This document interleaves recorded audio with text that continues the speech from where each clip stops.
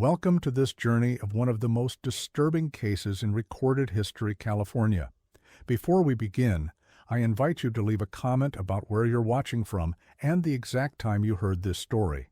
We're interested in knowing where and at what times of day or night these documented accounts arrive. The summer of 1963 brought unexpected discoveries to the basement of the Tuolumne County Historical Society in Sonora, California. Professor Silas Hartwell, a historian from UC Berkeley specializing in Gold Rush-era documentation, had been commissioned to catalog a collection of deteriorating papers donated by the estate of a recently deceased local antiquarian named Jeremiah Ashford. What Hartwell found among the moldering documents would consume the next 3 years of his academic career and ultimately lead him to abandon his research entirely, fleeing from discoveries that challenged everything historians thought they knew about California's founding era. Among the yellowed papers was a leather-bound ledger, its pages brittle with age and stained with what appeared to be water damage, and something darker that had long since dried to an unidentifiable brown residue. The cover bore the faded inscription, Weatherby House, Guest Registry, 1849 to 1851. Inside, written in a careful copper-plate hand, were the names and arrival dates of dozens of men, most listing their occupation simply as prospector or miner. What made this particular registry remarkable was not what it contained, but what it conspicuously lacked: departure dates. Page after page showed arrivals, but virtually no recorded departures. Millhaven had been one of dozens of boom towns that sprouted across the Sierra Nevada foothills during the California Gold Rush. Located approximately 30 miles northeast of Stockton, along what is now Highway 4, the settlement had emerged virtually overnight in early 1849 when a French-Canadian trapper named Auguste Bernardin claimed to have found gold nuggets the size of almonds in a creek that would later bear his name. Within months, the population had swelled from 0 to nearly 800 souls, most of them single men who had traveled thousands of miles chasing dreams of instant wealth that would prove far more elusive than the promotional literature had suggested. The town's rapid growth had created an immediate housing crisis that bordered on the catastrophic. Canvas tents and hastily constructed lean-tos dominated the landscape, creating a maze of temporary structures that provided little protection from the harsh Sierra Nevada weather. For those prospectors who had managed to strike modest color in the surrounding creeks and ravines, more substantial accommodations were not just desired, but essential for protecting both their persons and their newfound wealth from the lawless elements that thrived in such chaotic environments. It was into this environment that Matthias and Cordelia Weatherby arrived in June 1849, carrying with them enough capital to purchase one of the few pre-existing structures in town. A 2-story wooden building that had originally served as a trading post for local Native American tribes before the gold rush transformed the region into something unrecognizable. The building had been constructed in 1847 by a Mexican land grant holder named Don Carlos Mendoza, who had fled south when it became clear that American miners would not respect his property claims regardless of their legal validity.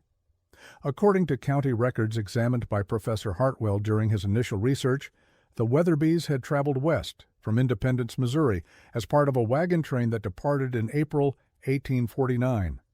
Unlike most emigrants of that period, they had not come seeking gold directly, but rather to profit from those who did. Their plan was straightforward and seemingly legitimate: convert the former trading post into a boarding house that would cater to successful miners who could afford to pay premium rates for clean beds, hot meals, and most importantly, security for their gold dust and nuggets in an environment where theft was rampant and violent. Death was commonplace. Matthias Weatherby was described in contemporary accounts as a man of medium height and unremarkable appearance, save for penetrating blue eyes that several witnesses would later describe as having an unsettling quality. Born in 1814 in western Pennsylvania, he had worked as a merchant and occasional land speculator before the California gold rush presented what he saw as the opportunity of a lifetime.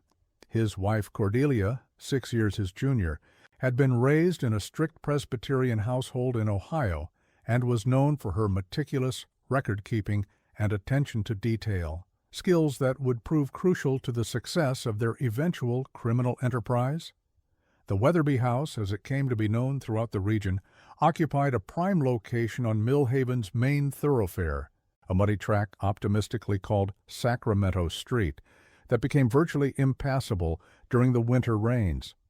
The building itself was substantial by frontier standards, 2 full stories plus an attic space, with a large common room on the ground floor that could accommodate up to 20 diners, a kitchen equipped with a massive iron stove imported from San Francisco, and 8 individual rooms for guests on the second floor. A separate building behind the main structure housed the stable and storage areas, including a root cellar that would later prove significant to the investigation. Most importantly, from a business perspective, the Weatherbys had invested in a large iron safe manufactured by Mosler Safe Company, imported at considerable expense from San Francisco. This safe, weighing over 800 pounds and requiring a team of oxen to transport from Stockton, was advertised throughout the region as secure storage for guests' valuables. In an era when banks were virtually non-existent in mining camps and express companies were frequently robbed, the availability of secure storage was a powerful draw for successful miners who found themselves in possession of wealth they could neither safely carry nor easily protect. Contemporary newspaper accounts from the Stockton Times, the Sacramento Union, and the Nevada City Journal suggest that the Weatherby House quickly established a reputation as one of the most respectable establishments in the rough-and-tumble world of Gold Rush, California.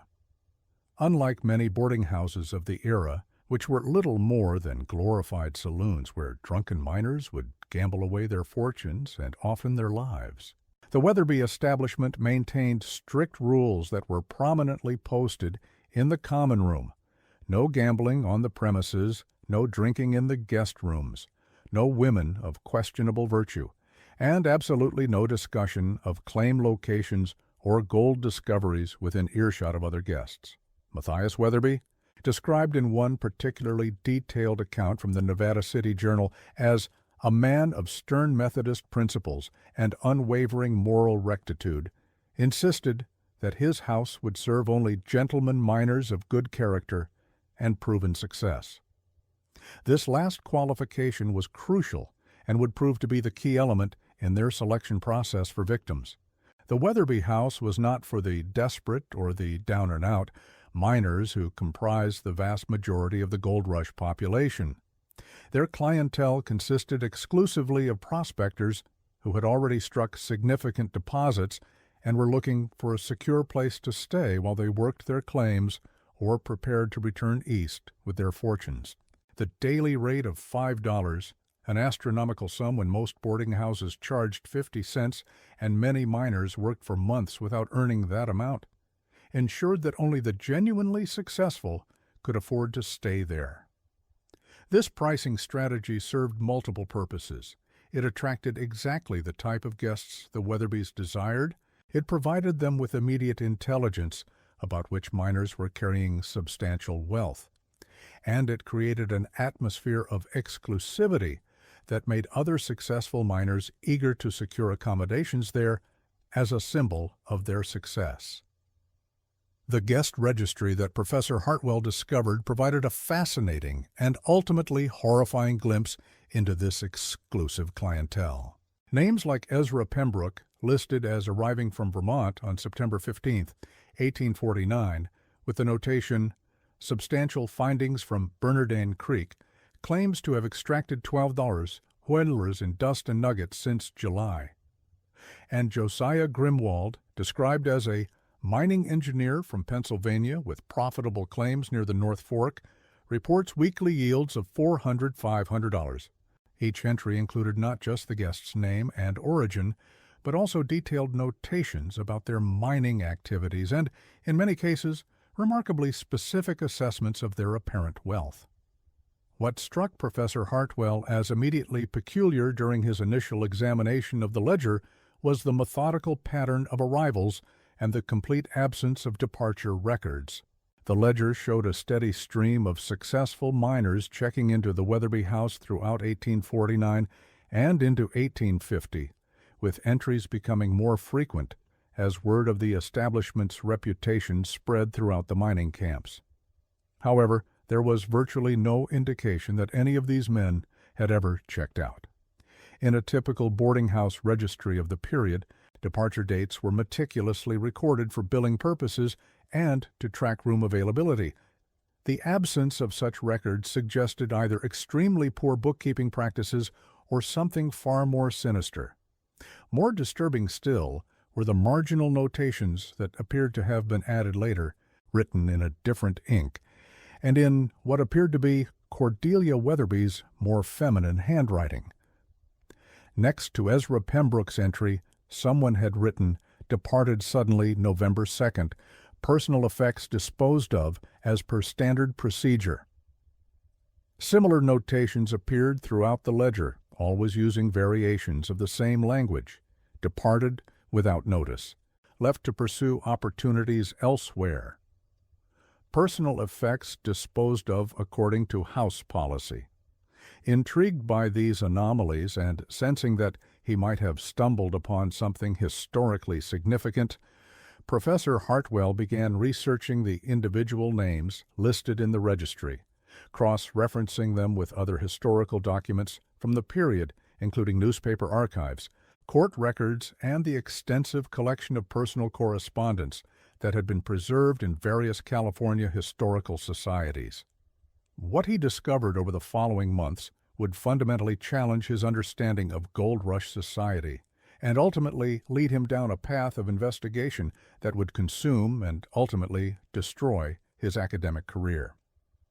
In the spring of 1850, newspapers throughout California and the eastern United States had published a series of notices from families seeking information about missing relatives who had gone west to prospect for gold.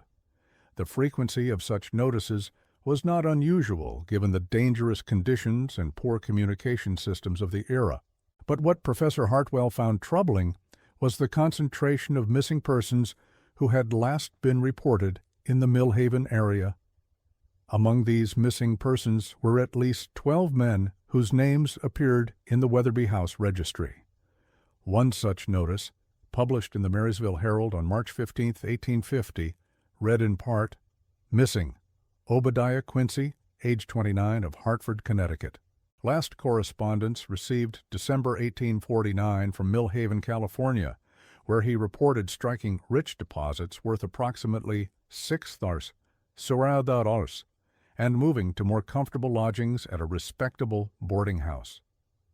Mr. Quincy expressed intention to return home by spring with sufficient wealth to purchase farmland and marry his intended. Family anxious for word, as his silence is entirely contrary to his character. Any information gratefully received and rewarded with $50 payment. Back to another, published in the Sacramento Union on April 2, 1850. Seek urgent word of Amos Hartwell, prospector, formerly of Burlington, Vermont. Last letter, dated January 14, 1850, reported significant gold discoveries on Bernardine Creek and intention to secure safe lodgings while preparing for return journey home. Mr. Hartwell, age 31, described himself as staying at a boarding house catering to successful miners. Wife and 3 children await word as his promised return by Easter has passed without communication. Contact Reverend Abel Hartwell, First Baptist Church, Burlington, Vermont. As Professor Hartwell continued his research throughout 1963 and into 1964, he uncovered additional troubling evidence scattered throughout various archives and collections. The California State Archives in Sacramento contained copies of correspondence between the Tuolumne County Sheriff and various law enforcement agencies throughout the state, dating from 1850 and 1851. These letters revealed that Millhaven had gained a reputation among law enforcement officials as a place where prospectors seemed to vanish without a trace with disturbing frequency. In one particularly revealing letter, dated June 12, 1850, Sheriff Duncan McCready wrote to his counterpart in Nevada City, "We have received numerous inquiries regarding missing miners said to have been bound for or staying in this vicinity during the past 6 months. While it is certainly true that men often move on suddenly in pursuit of new strikes or to avoid creditors, the frequency of such disappearances in this particular locality has become a matter of considerable concern to this office. The missing men appear to share certain characteristics. All were reportedly in possession of substantial amounts of gold dust or nuggets. All had expressed intentions to return to their homes in the eastern states, and all were last known to be seeking secure accommodations for their wealth." The same letter mentioned that Sheriff McCready had personally interviewed Matthias Weatherby regarding several of his former guests who had apparently departed his establishment without notice, leaving behind personal possessions and, in some cases, gold deposits that remained unclaimed in the boarding-house safe. According to the sheriff's detailed notes, which Professor Hartwell discovered in a separate file, Weatherby had explained that successful miners often left quickly and quietly to avoid being followed to new claims or robbed on the trail back to civilization. This explanation, while plausible given the chaotic and dangerous environment of the gold rush, struck Sheriff McCready as insufficient given the number of men who seemed to vanish specifically after staying at the Weatherby house. Among the most significant documents that Professor Hartwell examined during his research was a private diary kept by Dr. Nathaniel Morse, one of the few educated professionals who had settled permanently in Millhaven during the peak of the gold rush activity. Dr. Morse had served as the town's only physician, dentist, and occasional coroner during the period from 1849 to 1852, making him a uniquely positioned observer of daily life in the boom town. His diary, written in a precise medical hand and discovered in 1961 during the renovation of an old house in Sonora, provided a contemporary account of events that cast the Weatherby house in an increasingly suspicious light. An entry from August 15, 1849 noted, "Treated Cordelia Weatherby today for what she describes as nervous exhaustion. The woman appears to be under considerable strain, though she attributes her condition merely to the demands of managing a boarding house in this chaotic environment. Her hands shake constantly when she believes herself unobserved, and she exhibits clear signs of profound sleep disturbance, dark circles beneath her eyes, frequent startled reactions to sudden sounds, and an overall demeanor of barely controlled anxiety. When I suggested she might benefit from a brief rest away from her duties, possibly visiting relatives in San Francisco, she became quite agitated, insisting that she could never leave her husband to manage the establishment alone. Her reaction seemed disproportionate to the suggestion." More revealing was an entry from November 3, 1849. "A peculiar incident today while treating a minor laceration to one of the Weatherby stable hands, a Portuguese fellow named Silva, who speaks limited English. While cleaning and bandaging his wound, I noticed what appeared to be freshly disturbed earth behind the main building, near the area where the stable connects to the root cellar. The disturbance covered an area of perhaps 8 feet by 4 feet, and the soil had been recently turned and packed down, though no construction or gardening work was evident in the vicinity. When I inquired about it, Matthias claimed they had been digging a new well to supplement their water supply during the dry season. However, I observed no evidence of well construction, no stones or timber for lining, and no excavation equipment. More troubling, the man's manner was distinctly evasive, and I noted that both he and his wife seemed unusually nervous throughout my visit, exchanging meaningful glances when they thought I was not observing. Dr. Morse's most damning observation appeared in an entry dated February 14, 1850. Encountered Matthias Weatherby at Goldstein's mercantile establishment today, where he was purchasing an unusually large quantity of lime and quicklime from the store's limited supply. The order included 25 pounds of quicklime and 15 pounds of regular lime, far more than any reasonable household or business use would require. When I remarked upon the size of the order, making casual conversation as one does in such circumstances, he claimed it was for sanitation purposes, to prevent disease outbreaks in his establishment during the coming spring season. However, having treated numerous cases of cholera and dysentery during my time in California, I have never known lime to be used for such preventive purposes in boarding house operations. His explanation seemed rehearsed and delivered with obvious discomfort, and he appeared eager to conclude our conversation and remove himself from my presence. Tom Sertetiot, by the spring of 1850, Dr. Morse had begun to notice a troubling pattern that he documented with increasing concern in his diary entries. Several men who had been patients of his, miners suffering from common ailments like dysentery, infected cuts from mining equipment, or broken bones from accidents in the diggings, had suddenly disappeared from town without settling their medical bills or collecting medications he had prepared for their ongoing treatment. In each case, without exception, the last known address for these men had been the Weatherby house. When Dr. Morse attempted to collect payment by visiting the boarding house or inquiring about his former patients, Matthias Weatherby invariably claimed that the men in question had departed suddenly, usually during the night hours, leaving no forwarding information and no instructions regarding their outstanding debts. A diary entry from March 28, 1850, reveals Dr. Morse's growing suspicions. Today marks the fourth occasion in as many weeks that I have been unable to locate a patient who was staying at the Weatherby establishment. Jeremiah Blackwood, the Michigan fellow with the infected hand wound, was scheduled to return for removal of sutures 3 days ago. When he failed to appear, I went to the boarding house to check on his condition, only to be told that he had departed precipitously 2 nights earlier, claiming urgent business in Sacramento.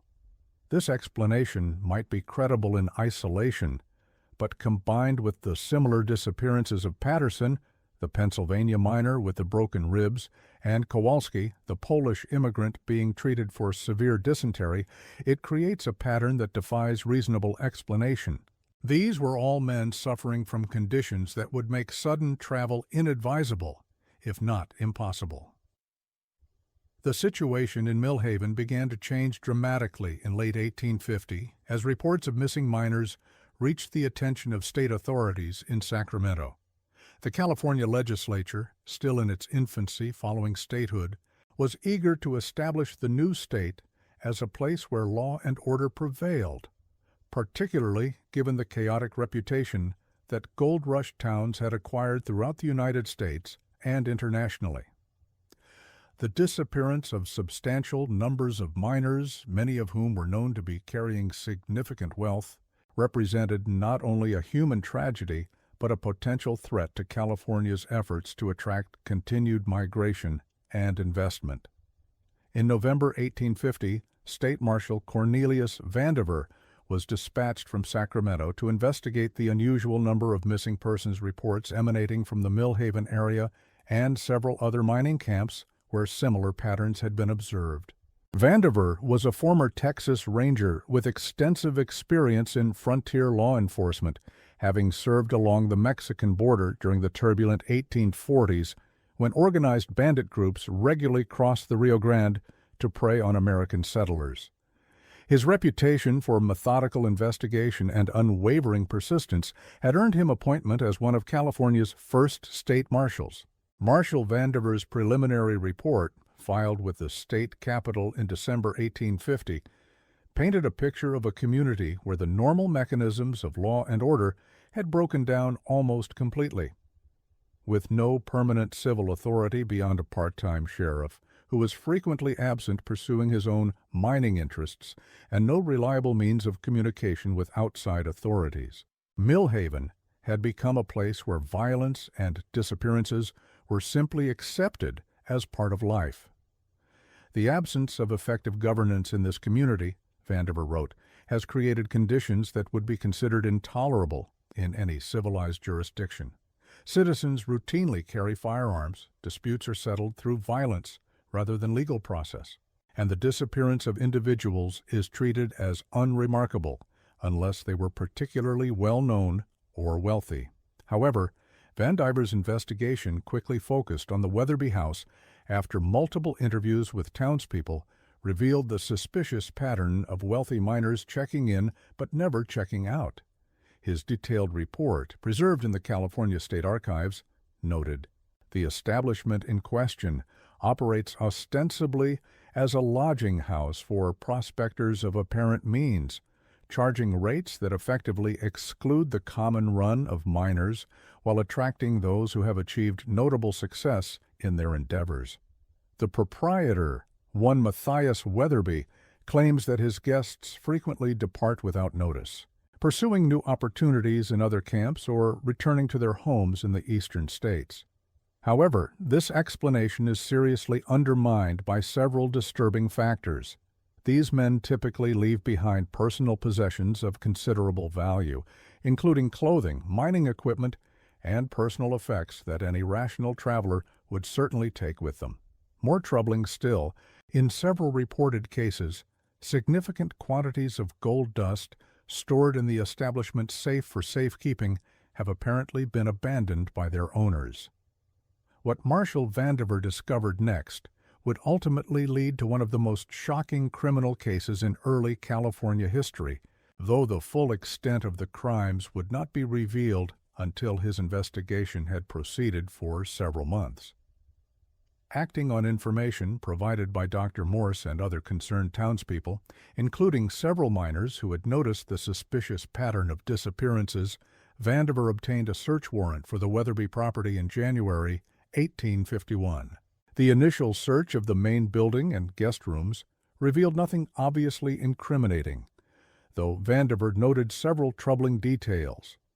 The common rooms and guest quarters had been recently and thoroughly cleaned with lye soap, leaving a harsh chemical odor that seemed excessive for normal housekeeping purposes.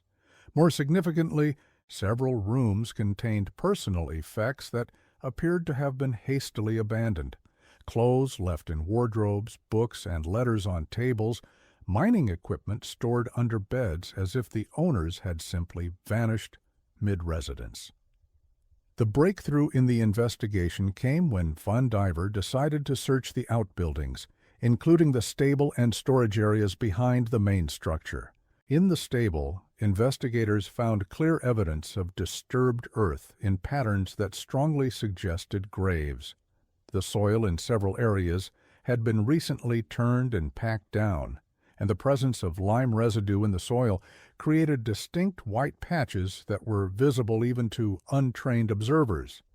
When these areas were carefully excavated under Vandiver's supervision, they yielded the remains of at least 7 men, most showing unmistakable evidence of violent death, including fractured skulls and broken bones that indicated they had been attacked with heavy instruments such as hammers or mining picks. More disturbing still was the discovery, hidden in a carefully concealed false bottom of the Weatherby's massive iron safe, of detailed records documenting the systematic robbery and murder of their guests. These records, kept in Cordelia Weatherby's meticulous handwriting, provided a horrifying chronicle of criminal activity that had been ongoing for more than a year. The documents not only listed the gold and cash taken from victims, but also cataloged their personal effects down to items as mundane as pocket watches, family photographs, and letters from home. The level of detail was extraordinary and suggested a criminal enterprise that had been planned and executed with business-like efficiency. The records revealed the systematic nature of the operation that had been running since at least the fall of 1849. The Weatherbys would identify wealthy prospectors through various means, monitoring arrival patterns at the express office, observing who purchased expensive items at local merchants, listening to conversations in saloons and supply stores, and then encourage these men to stay at their establishment by emphasizing the security and respectability it offered. Once they had gained access to information about their guests' assets, claim locations, and personal circumstances, they would murder them, typically during the night hours when other guests were asleep. The bodies were buried in the stable yard under cover of darkness, while their gold and valuables were systematically disposed of through what appeared to be an extensive network of contacts in San Francisco who specialized in laundering stolen goods. Perhaps most chilling were the personal observations that Cordelia Weatherby had included with many of her entries, revealing the cold calculation with which the victims had been selected and murdered. Next to the name of Ezra Pembroke, she had written in her careful script, "Subject claimed total strike worth $8,000, boasted extensively of plans to return to Vermont by spring to purchase farmland and marry his intended bride. No family members in California territory. Correspondence indicates family expects his return, but would not immediately suspect foul play if letters simply ceased. Ideal candidate for permanent disposition." Another entry noted, "Josiah Grimwald exhibits nervous disposition and suspicious nature, mentioned hiding additional gold at his claim site rather than trusting it to any establishment. Subject's maps and personal notes examined while he slept. Believe location can be determined and additional assets recovered after disposition." The investigation revealed that the Weatherbys had not operated alone in their criminal enterprise. Several townspeople, including the operator of the local assay office and at least one employee of Wells Fargo's Express Company, had been complicit in the scheme. The assay office had provided false documentation for stolen gold dust and nuggets, creating paperwork that made the precious metals appear to have been legitimately mined and processed. Meanwhile, the Express Company employee had ensured that shipments supposedly sent by murdered prospectors never reached their intended destinations, instead being diverted to Confederates in San Francisco who would dispose of the valuables and forward the proceeds to the Weatherbys. The scope of the conspiracy became clear as Van Diver's investigation expanded beyond Millhaven to examine similar suspicious patterns in other gold rush communities. Records discovered in the Weatherby safe included correspondence with individuals operating similar establishments in at least 4 other mining camps, suggesting that the systematic murder of wealthy prospectors was not an isolated criminal enterprise, but part of a coordinated network that extended throughout the gold-bearing regions of California. The letters, written in a crude cipher that was easily broken by investigators, discussed methods for identifying suitable victims, techniques for disposing of bodies, and procedures for laundering stolen gold through legitimate business channels. When authorities moved to arrest Matthias Weatherby in February 1851, they discovered that he had fled town several days earlier, apparently warned by one of his Confederates that the investigation was closing in on their operation. His departure had been carefully planned and executed. Witnesses reported seeing him load a heavily laden wagon during the pre-dawn hours and head south toward Stockton, presumably with the intention of reaching San Francisco and booking passage on a ship bound for parts unknown. The warrant for his arrest would remain outstanding for decades, though despite extensive searches and a substantial reward offered by the state, he was never captured. Cordelia Weatherby was found in their private quarters above the boardinghouse, apparently having consumed a fatal dose of laudanum sometime during the night before the planned arrests. Beside her body was a lengthy letter addressed to no one in particular, in which she provided a detailed confession to her role in the murders while claiming that she had been coerced by her husband's increasingly violent and controlling behavior. The letter, preserved in the California State Archives, and later examined by Professor Hartwell, provides a disturbing glimpse into the psychological deterioration of a woman who had become complicit in multiple murders. "I never intended for our enterprise to progress to such extremes," what she wrote in her careful handwriting.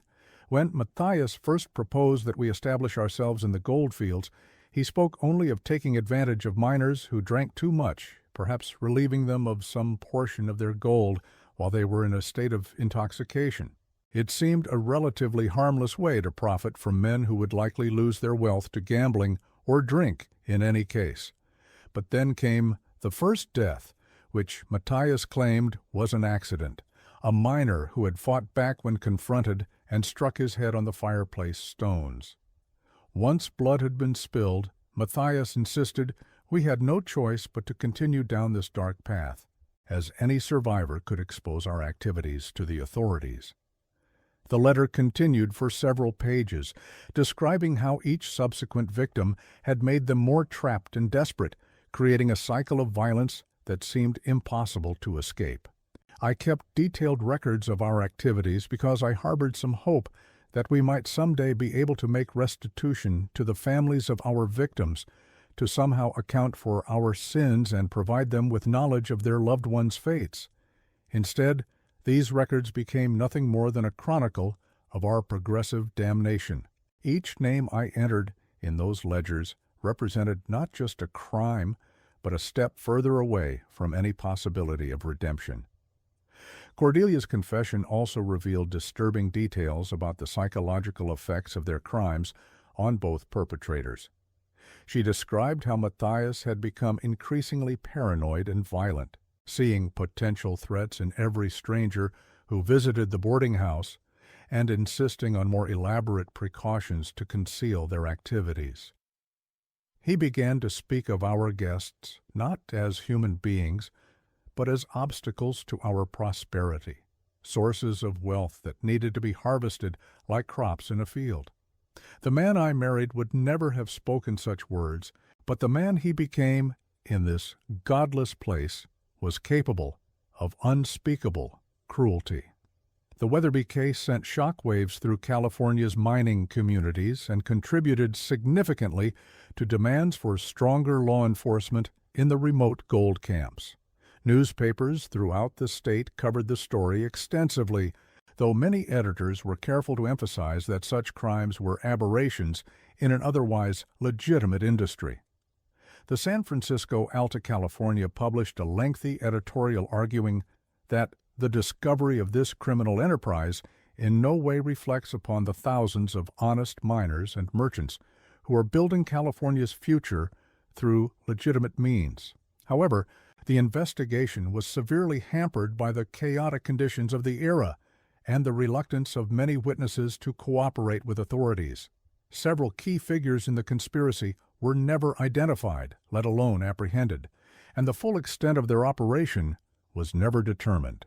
The network of contacts in San Francisco who had helped launder stolen gold simply vanished, leaving no traces that investigators could follow. Moreover, many of the boarding houses and hotels where similar crimes may have occurred had closed or changed hands by the time authorities began looking into suspicious patterns of disappearances. Matthias Weatherby was never captured despite extensive searches that continued for several years after his escape. Reports placed him aboard ships bound for South America, while others claimed he had been spotted in mining camps as far away as Australia, where gold rushes similar to California's were creating comparable opportunities for those willing to exploit desperate and isolated men. Dr. Morse's diary contains a final entry about the case, dated March 15, 1851. "The evil that corrupted this place has fled, but its legacy remains embedded in our community like a cancer that continues to spread. I fear that men like Matthias Weatherby are drawn to these lawless regions precisely because they recognize that they can operate with virtual impunity, protected by the chaos and isolation that make effective law enforcement nearly impossible." How many other Weatherby houses exist in camps throughout the territory, their crimes hidden by the assumption that missing men have simply moved on to pursue new opportunities. How many other families will spend their lives waiting for letters that will never come, wondering what became of sons and husbands who vanished into the wilderness of human greed? The Weatherby house itself was abandoned immediately after the investigation concluded. Local residents, already suspicious of the building and horrified by the revelations about what had occurred there, refused to enter it even after it had been thoroughly searched and cleared by authorities. Several attempts were made to sell the property, but potential buyers were deterred both by its grim history and by persistent reports of strange occurrences, unexplained sounds, objects that moved on their own, and an atmosphere of oppressive dread that seemed to permeate the structure. By 1852, the building had been partially dismantled by scavengers seeking usable lumber for other construction projects. But even desperate miners were reluctant to use materials from the notorious structure. The remainder was eventually destroyed by fire in 1854, though accounts differ as to whether the blaze was accidental or deliberately set by townspeople who wanted to erase all traces of the building and its horrible history. Contemporary newspaper reports suggest that many residents viewed the fire as a form of spiritual cleansing, removing a source of evil from their community. Mill Haven itself began to decline precipitously as the easily accessible gold deposits in the area were exhausted, and miners moved on to more promising locations. By 1855, the population had dropped to fewer than 100 residents, mostly merchants and service providers who hoped to profit from the occasional travelers passing through the area.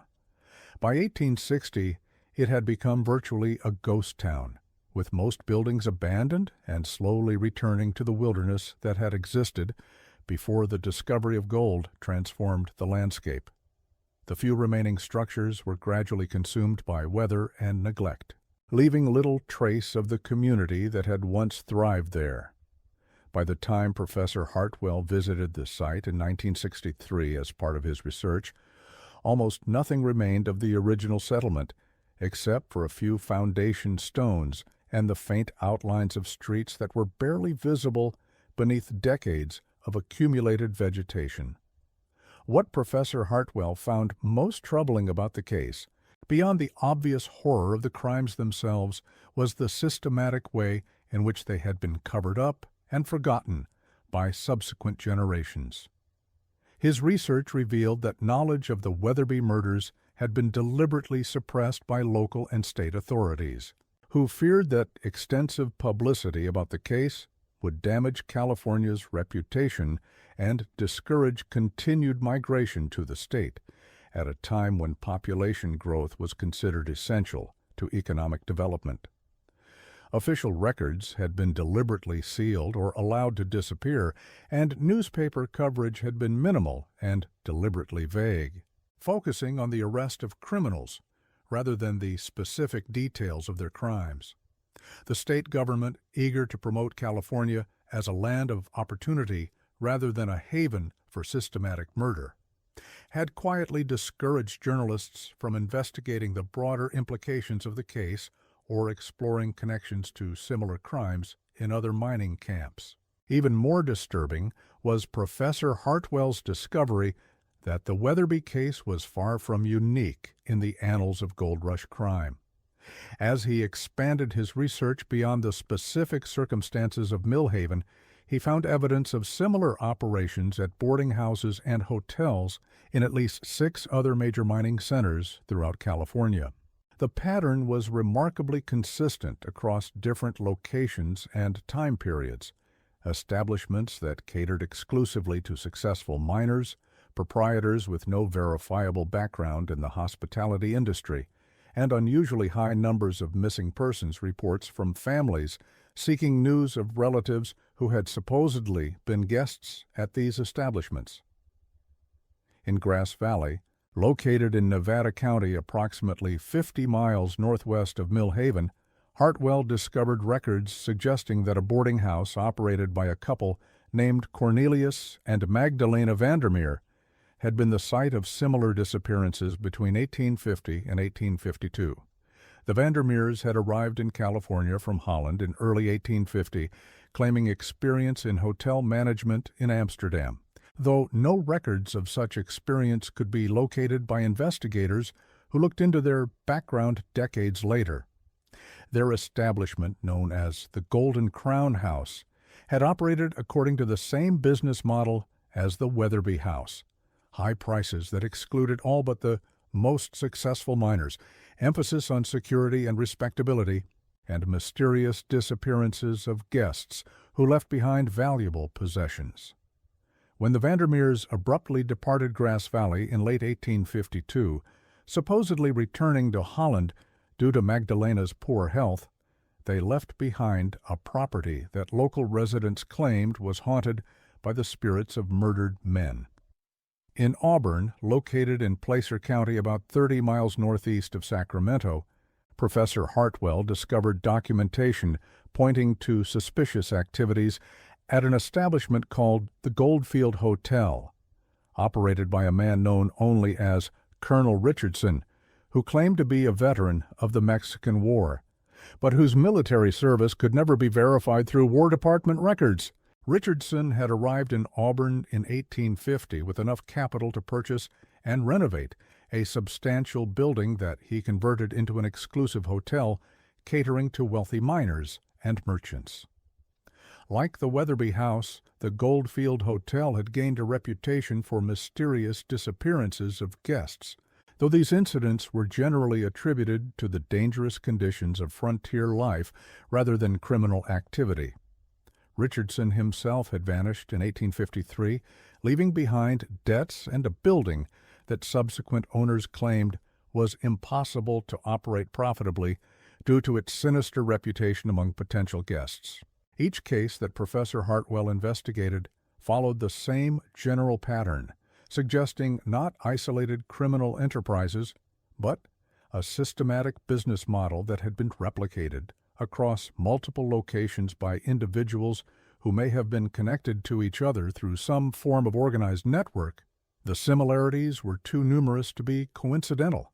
The focus on wealthy guests, the emphasis on security and respectability, the mysterious disappearances, and the eventual flight of the proprietors when suspicion began to mount. What made these cases particularly difficult to investigate, even in retrospect, was the chaotic nature of gold rush society itself. The population of mining camps was extraordinarily transient, with men constantly moving from one location to another in search of new opportunities or fleeing from debts, failed relationships, or legal troubles. Communication with the outside world was sporadic at best, and many prospectors deliberately avoided maintaining regular correspondence with family members back east, either to prevent relatives from learning about their lack of success or to avoid creating expectations about their eventual return with wealth. This social chaos provided perfect cover for systematic murder and robbery. A man could disappear from a mining camp, and it might be months or even years before anyone noticed his absence or thought to investigate his whereabouts. Even then, there were numerous plausible explanations for disappearances: accidents in the dangerous mining operations, attacks by bandits or hostile Native Americans, deaths from disease or exposure in the harsh wilderness environment, or simply decisions to abandon the mining life and settle elsewhere under new identities to escape debts or other obligations. Professor Hartwell's investigation took an intensely personal turn when he realized that one of the victims listed in the Weatherby House registry shared his surname, Amos Hartwell of Burlington, Vermont, who had arrived at the Boardinghouse on January 12, 1850, and whose name appeared in newspaper missing persons notices published later that year. Further genealogical research revealed that Amos had been a cousin of the professor's great-grandfather, a connection that had been lost to family memory over the generations due to the chaotic nature of westward migration and the tendency of families to lose touch when separated by vast distances. This personal connection to one of the victims may have contributed to the extraordinary intensity with which Professor Hartwell pursued his research, spending virtually all of his time outside of teaching duties, investigating archives, traveling to historical sites, and attempting to track down descendants of other victims or witnesses. However, it may also have contributed to the significant psychological toll that the investigation ultimately took on his mental health and professional standing. Colleagues at UC Berkeley began to notice troubling changes in Hartwell's behavior as his research progressed throughout 1964 and into 1965. Dr. Margaret Stevens, who worked closely with him in the university's history department, later recalled that he would spend entire nights in the archives, emerging pale and disheveled the following morning, muttering about the need to document every name, every disappearance, every possible connection between the various criminal enterprises he was investigating.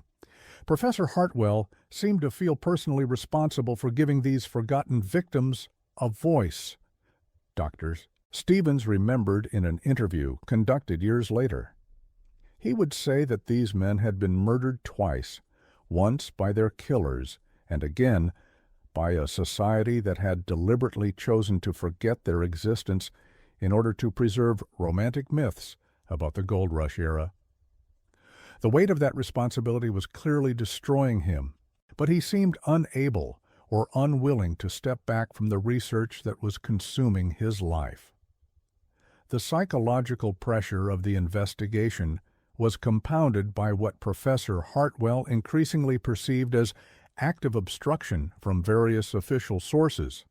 When he attempted to access certain state archive materials related to 19th century criminal cases, he was often told that the documents had been misfiled, damaged by water or fire, or simply lost during various reorganizations of the archive systems.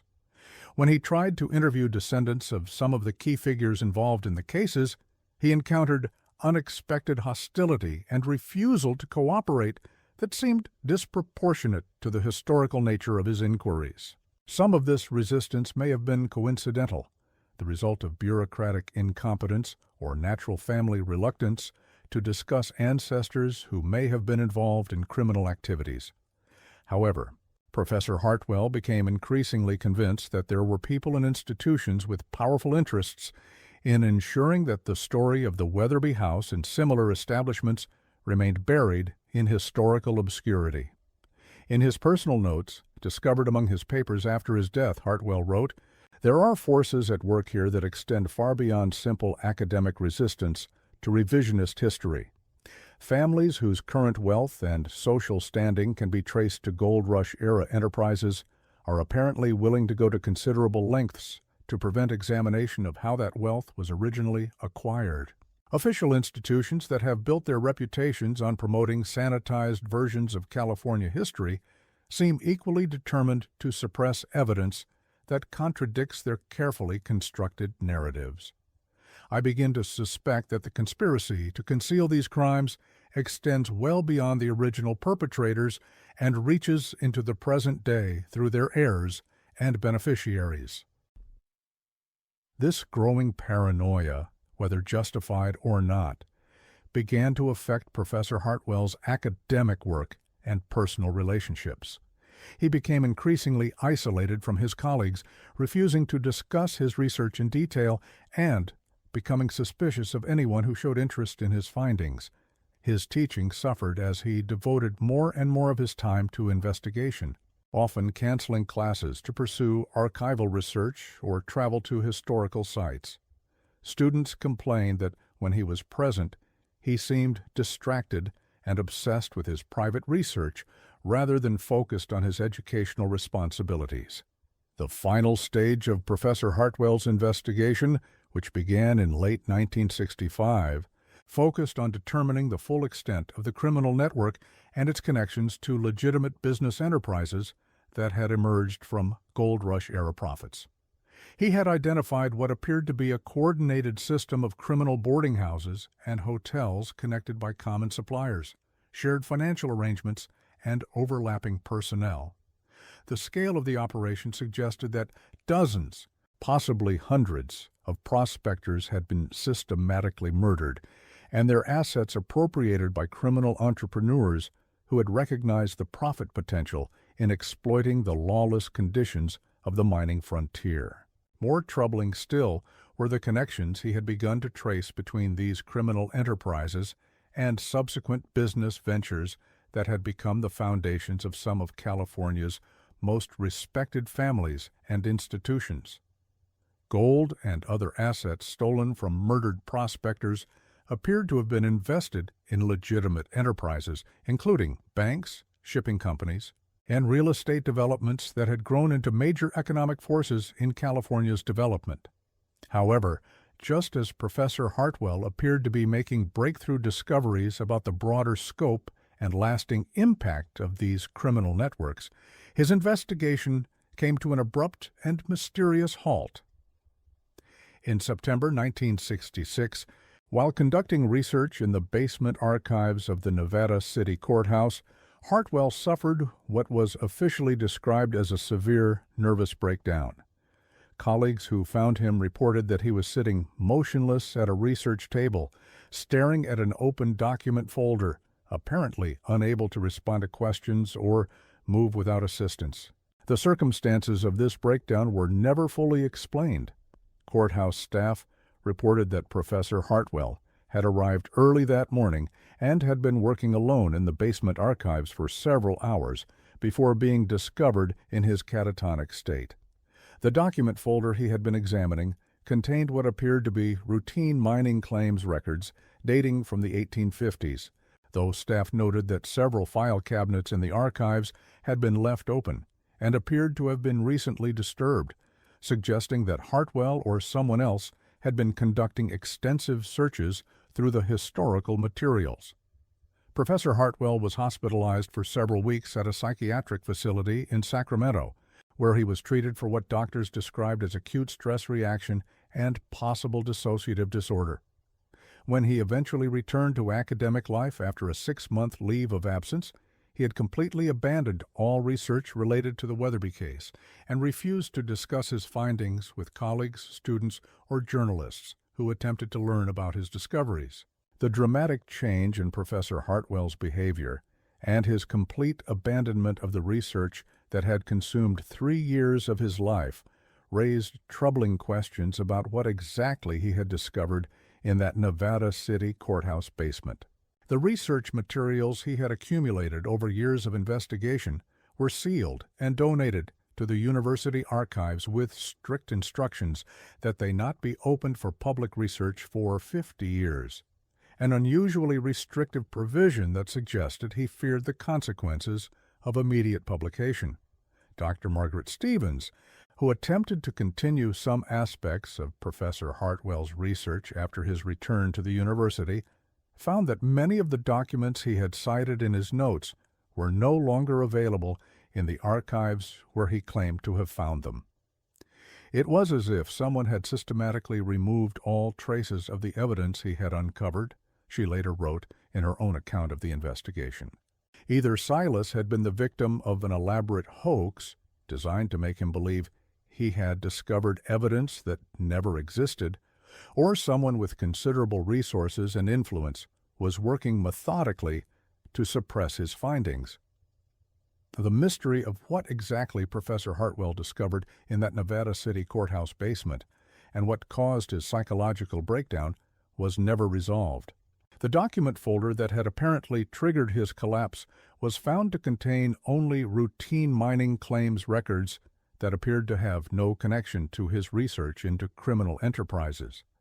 However, courthouse staff noted that the basement archives had been left in considerable disarray, with files scattered and several cabinets that had been locked the previous evening found standing open.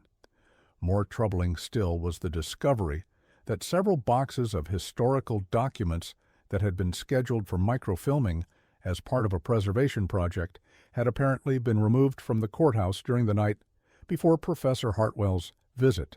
Security records showed no evidence of unauthorized entry, suggesting that whoever had removed the materials had legitimate access to the building and knew exactly what they were looking for.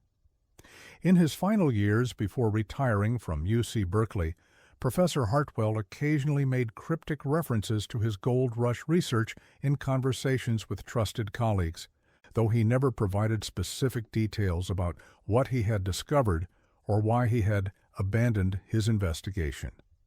Dr. Stevens recalled one such conversation from 1968.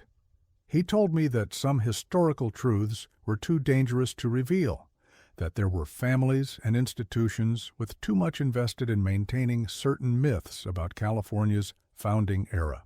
He said that the Weatherby case was just the tip of an iceberg, but that exposing the full truth would destroy too many people and serve no constructive purpose.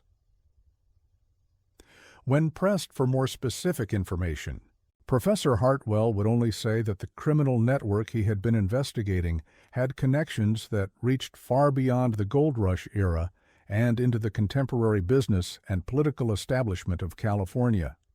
He claimed that some of the state's most prominent families owed their wealth and position to assets stolen from murdered prospectors, and that revealing these connections would cause massive economic and social disruption without providing any benefit to the long-dead victims or their descendants. Whether Professor Hartwell's claims about ongoing conspiracies to suppress historical truth were accurate or the product of a mind damaged by psychological trauma remains unclear. However, the systematic disappearance of documents related to his research and the institutional resistance he encountered suggests that his paranoia may have had some basis in reality. When Professor Hartwell died in 1975, he left behind specific instructions that his personal papers related to gold rush research should be destroyed after his death. However, his housekeeper, unaware of these instructions, donated several boxes of documents to the Bancroft Library at UC Berkeley before the destruction could be carried out. Among these materials were photocopies of documents that no longer existed in their original locations, suggesting that Hartwell had anticipated the systematic removal of evidence and had taken steps to preserve copies of the most important findings. These preserved documents provide tantalizing glimpses of the broader criminal conspiracy that Professor Hartwell believed he had uncovered during his investigation.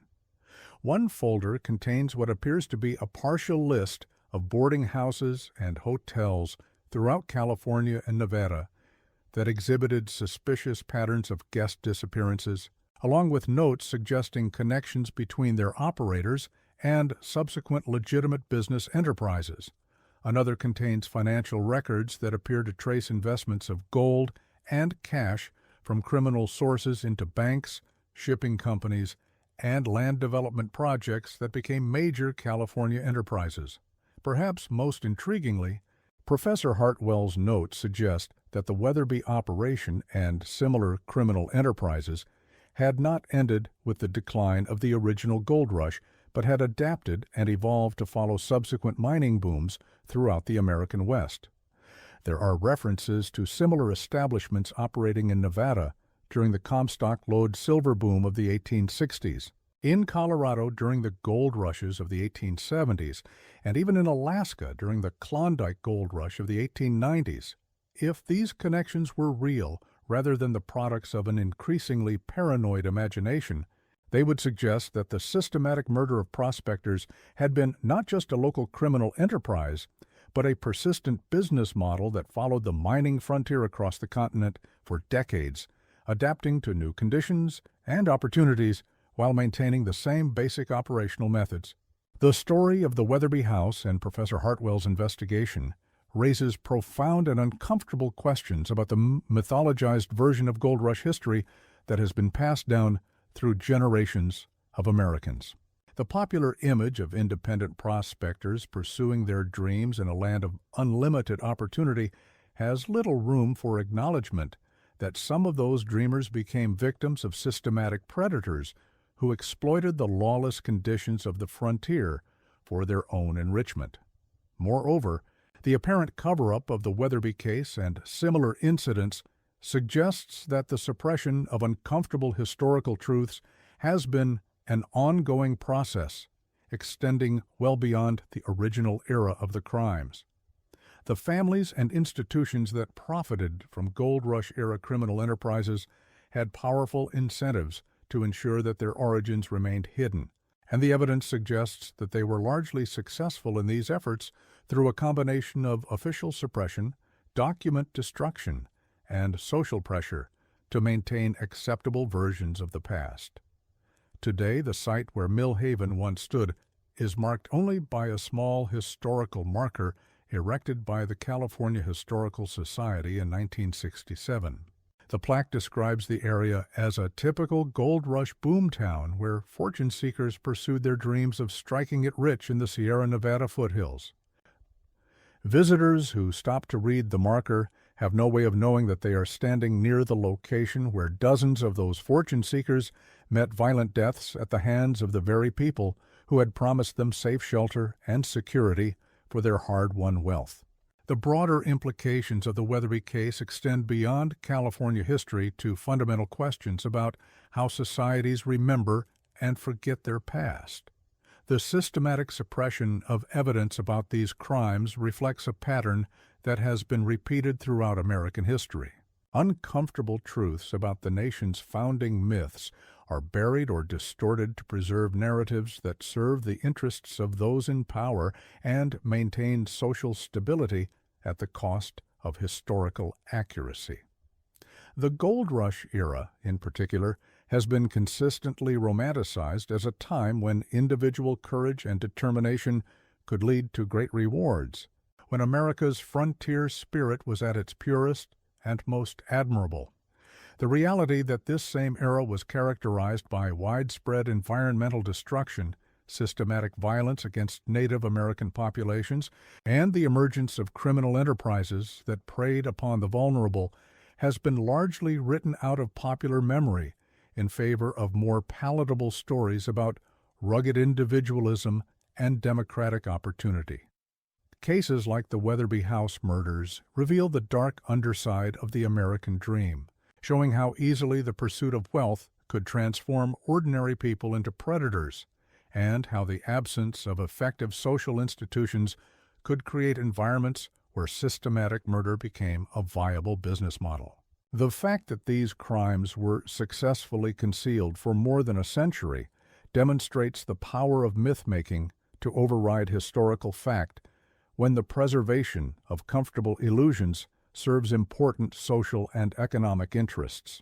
Professor Hartwell's investigation also highlights the significant challenges faced by historians and researchers who attempt to uncover suppressed truths about the past. The systematic removal of documentary evidence, the resistance of institutions to provide access to their archives, and the personal costs of pursuing controversial research all serve as powerful barriers to historical understanding.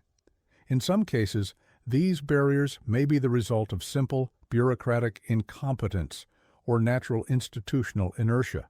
In others, they may reflect deliberate efforts to protect powerful interests from embarrassing revelations about their origins. The psychological toll that the investigation took on Professor Hartwell serves as a sobering reminder that the study of historical trauma can have profound effects on researchers who become too deeply involved in their subjects.